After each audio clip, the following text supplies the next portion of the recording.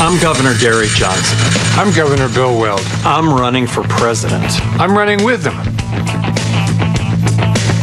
The difference between the two of us and the other candidates running for president is that we've been there and done that. Give us one term, America, and if after 4 years you decide you don't like peace, prosperity, and freedom, you can always vote a Trump or a Hillary back into office again. Johnson Weld 2016, our best America yet. What say, America?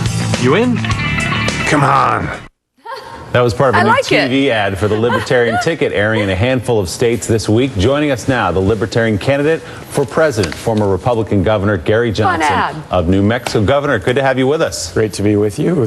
There was a super PAC that did an ad, Abe Lincoln ad, and it's now had close to 20 million views. My goodness. 12 days. Wow. What does that tell you? Well, I think that there's, I don't know, maybe a little spice needs to get added to the two-person race that's currently going on. Maybe a little less.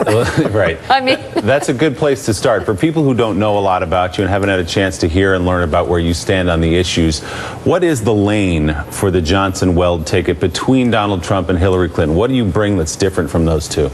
Well, I think there's a big 6-lane highway down the middle that encompasses 60% of Americans, and broadly speaking, fiscally conservative, socially inclusive, skeptical when it comes to our military interventions, skeptical when it comes to our going in and supporting regime changes that have not resulted in a more safe world, free markets. So I think that encompasses about 60% of the electorate, and I think that the two-party system has really got to the fringes on both sides. Mike? Which of those candidates, the two-party system, Republican candidate, Democratic candidate, do you draw the most votes from?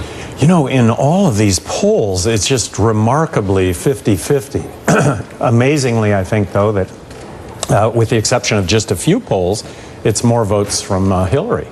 But I think when it ends up, it'll really be 50-50. But do you worry about the Nader effect in 2000? I don't worry one bit about it. I really do think that the two-party system is broken. I don't think Democrats are able to balance a checkbook these days, that it's all about bigger government and higher taxes.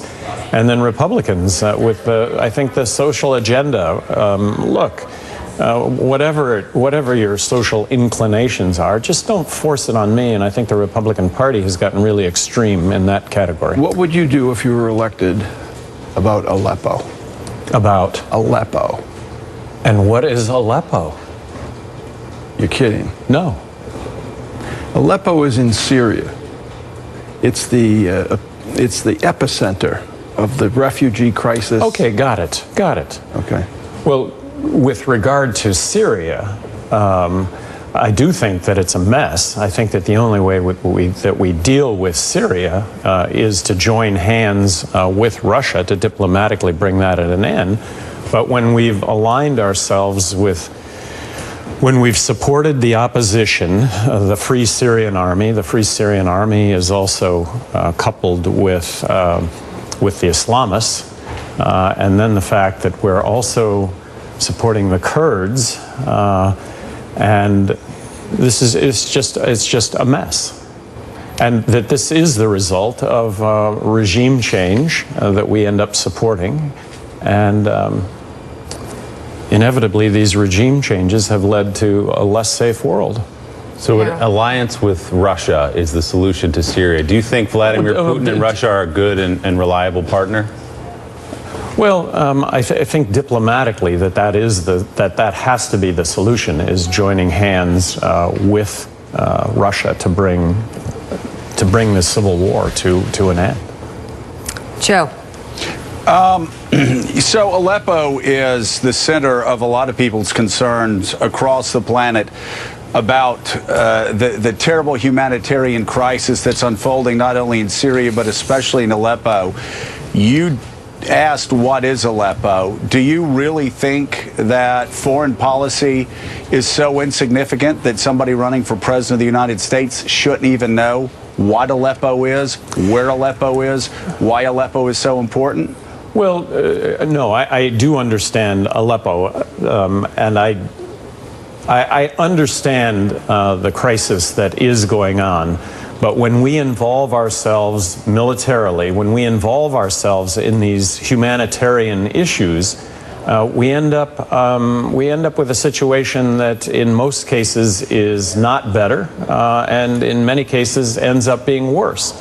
And we find ourselves always, politicians are up against the wall and ask what to do about these things, and this is why we end up committing military force in areas that, like I say, at the end of the day have an unintended consequence of making things worse.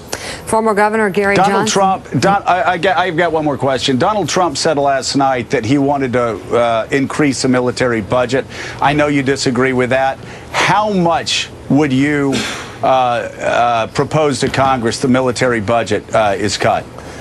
Well, first of all, I think there was a poll significant 3 weeks ago that among active military personnel, I was the choice to be president of the United States, among active military personnel. The Pentagon itself in the mid-90s, enacted BRAC. Well, I understand all that. I'm just curious, how much would you want to cut the military budget? What percentage? We would target 20%, and I would point out that the BRAC in the mid-90s suggested that 20% more U.S. bases, in fact, could be cut. That hasn't taken place because the political will hasn't been there to accomplish that. We would bring that to the table, a 20% reduction in military spending. You would, 20% cut in military spending. Okay, thank you so much, former Governor Gary Johnson. We greatly appreciate it. Great, thank you. Thank you for being on the show, and we'll be right back with much more Morning Joe.